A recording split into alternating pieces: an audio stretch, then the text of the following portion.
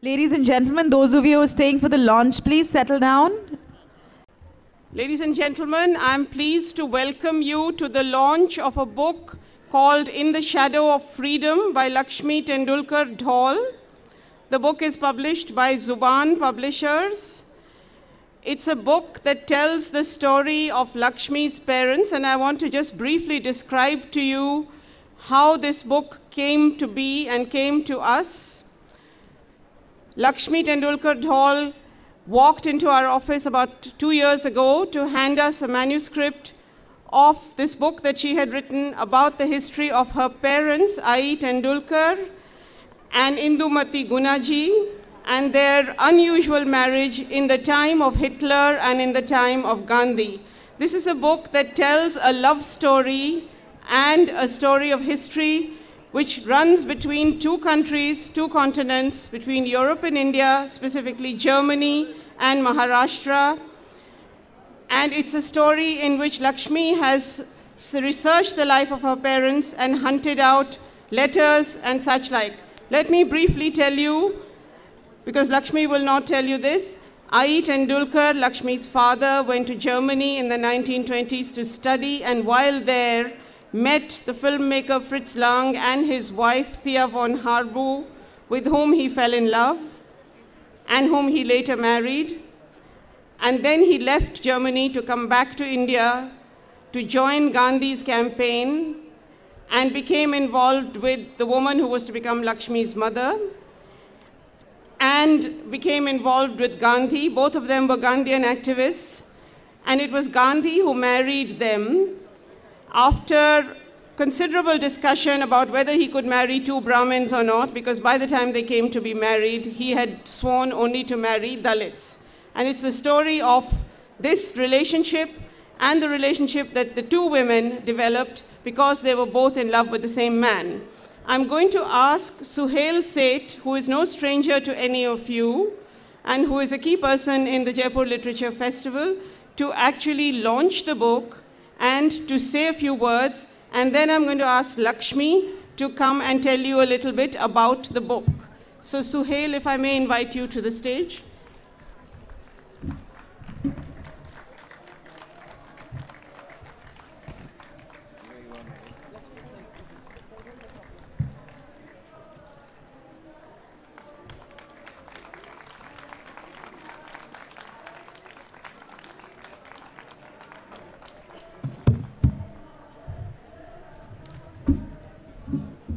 Ladies and gentlemen, Urvashi, Laxmi, at 3:30 this afternoon there'll be a session with Rahul Dravid, but this is the story of quite another Tendulkar. And I think the book is positioned in a very focused manner only because it captures the paradox that not only Gandhi lived with in India, but which Hitler left behind as a legacy of hatred in Germany.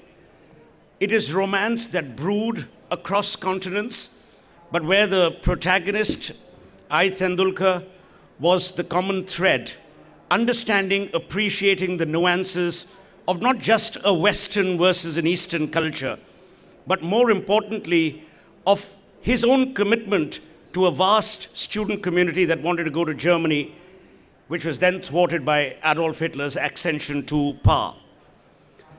I've known Laxmi for several years now. I read the manuscript when she'd finished it, and she asked me what I thought of the book.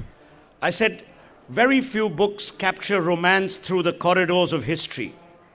Very few books are able to conjoin history, contemporary history, with relevant issues at that particular time, and then still manage to weave an effective story.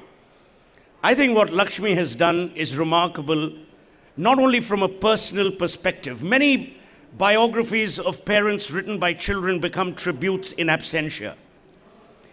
Children like to believe what they think of their parents through these biographies. But I think where Laxmi transcends that common mold is she's able to explain to people the dilemmas of romance when it is captured in contrast with a severe call of nationalism. And it is that contrast that is an arresting story that she tells very, very eloquently. Finally, I'm grateful to each one of you. I don't want to harp on the issues that the earlier panel spoke about. I can see Javed Saab here. The more we develop in GDP, we are underdeveloping as a free society. And I think that's what we in India need to worry about. We're so seized with 8%, 9% growth that we fail to arrest the decline of our own values and the decline of our own self-esteem. And groups can't change the course of history. They never have. It's individual. So I'm delighted that each one of you has found the time to be at this festival. I hope this festival continues with fervor, despite the kind of rogues we have, some of who run this country, unfortunately.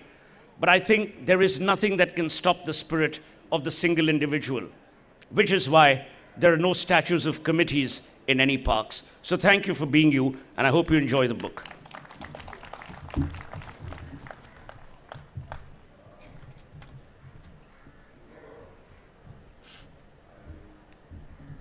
Thank you, Suhail, for your kind words. Thank you, Urvashi, and thank you all of you for being here today. This book has been written, and it is the exceptional story of three extraordinary people in very unusual times. Writing this book has been a personal evolution for me, and I was fortunate that I've been working closely with Urvashi, and she actually prodded me on to tell the story of how actually it was. I had earlier made it into a kind of a fictional historical novel, and she says, no, you have to tell the story as you know it. And she guided me, she edited it, and she finally published it. And thank you, Urvashi, thank you very much. I would like to also thank the organizers of the Jaipur Literary Festival for allowing me to launch the book here, and also especially to Namita, who has also encouraged me in earlier literary endeavors. For me today, the book has been possible because of the internet. I found that communicating through the internet gave me a lot of resource. It also put me in touch with a lot of people who were associated with my father, with Thiapan Harbu, who he was married to, with Gandhians, and a whole plethora of things, and this book became possible because of that. A lot of people who are cinephiles know that Thiapan Harbu and Fritz Lang had made these wonderful films, Metropolis, Der Nibelungen, Der Muda Tod, etc.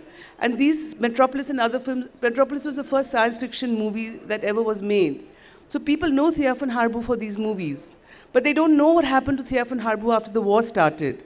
And they don't know that she actually helped a lot of Indians that were stranded in Berlin.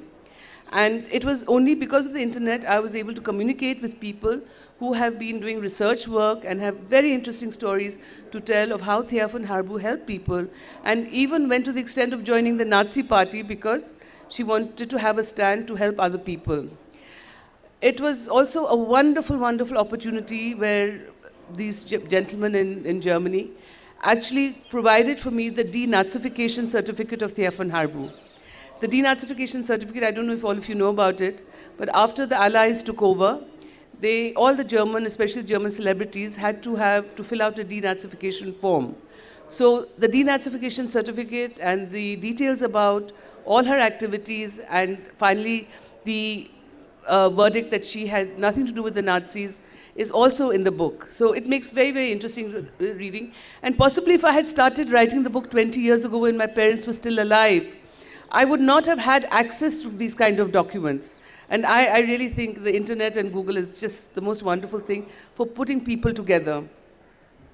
When my parents got married, it was a strange love story. I don't want to tell it all.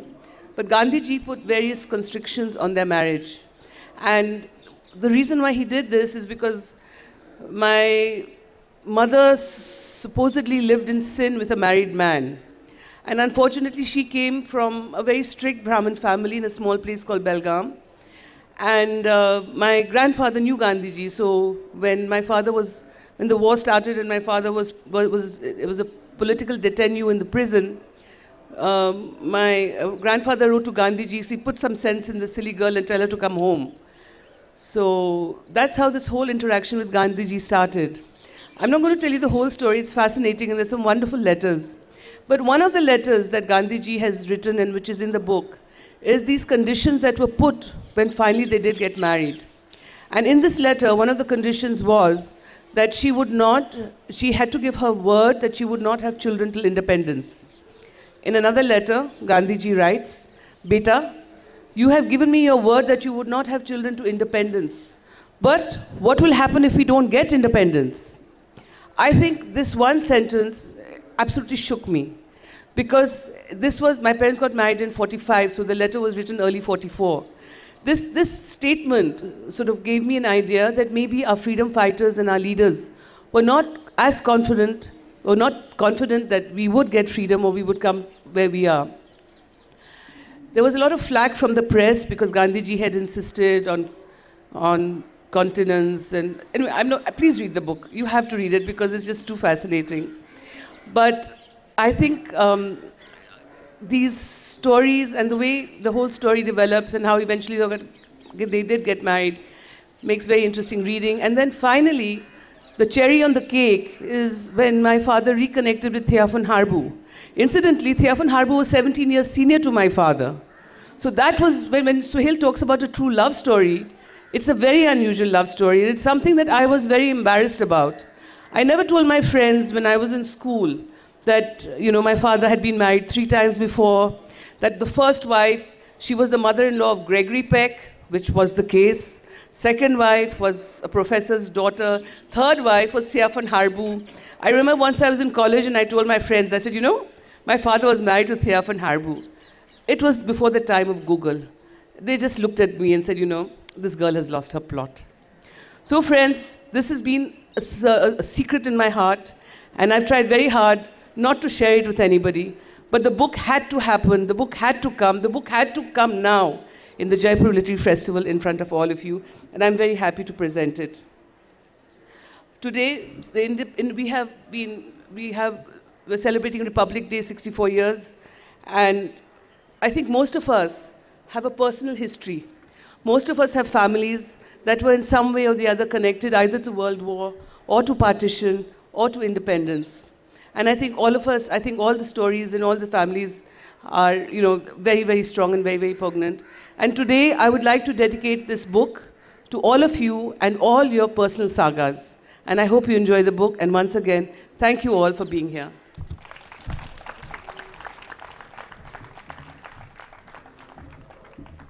So friends, we're not going to take very much more of your time, but both Laxmi and Suhail have given you snippets of this amazing story. I'm just going to tell you the story a little bit. It doesn't take the pleasure away from reading the book, because I'm hoping that when you hear the story, you'll actually get really, really interested in the book. And the story is the story of Laxmi's parents.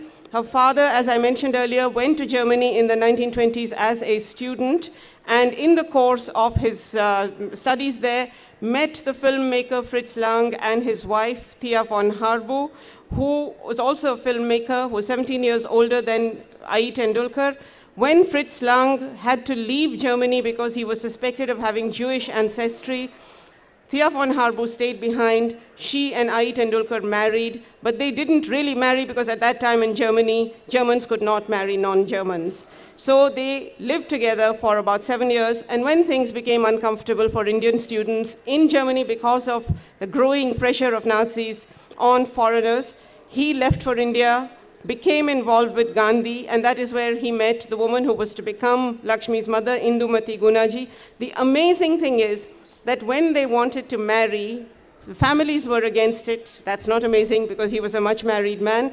But they wrote to Gandhi, and Gandhi actually, in the midst of all the things he was dealing with, took the time to involve himself in the marriage of these two people and advise them on whether or not they should marry, and tell them that they should, instead of marrying, the purpose of marriage was procreation, and they should actually first serve the nation, then procreate, and during that time, stay celibate. So a whole lot of stories come into this book, and then after they finally do manage to marry, the two women, wife number 3 and wife number 4, meet, and they get along like a house on fire because they're both in love with this man, this very unusual man who is much married, and whose picture Thiaphon Harbu had on her wall all the time, along with the picture of the other man she admired, who was Adolf Hitler. So there's a very interesting bit of history there, which you should look at. It's a stunning book. Really interesting to read. I would encourage you to buy copies. Before we close this, I want to just say that the book actually came to us through a young person called Rosalinda Mello, who was at that time working with us and who was working with Laxmi as an editor and who read it and who saw the story potential of it and brought it to us. Roz is somewhere here in the audience. There she is, and I want to thank her for bringing it to Zuban, because we are really delighted and proud to have published this amazing story. There are copies in the bookshop, and Laxmi will be sitting out there to sign it. Do please go and buy it, and thank you for coming. Thank you, and the irony shouldn't escape us. There was a Gandhi who encouraged people to marry, who communicated. Sadly, there are Gandhis today who live with the arrogance of silence. How we've declined.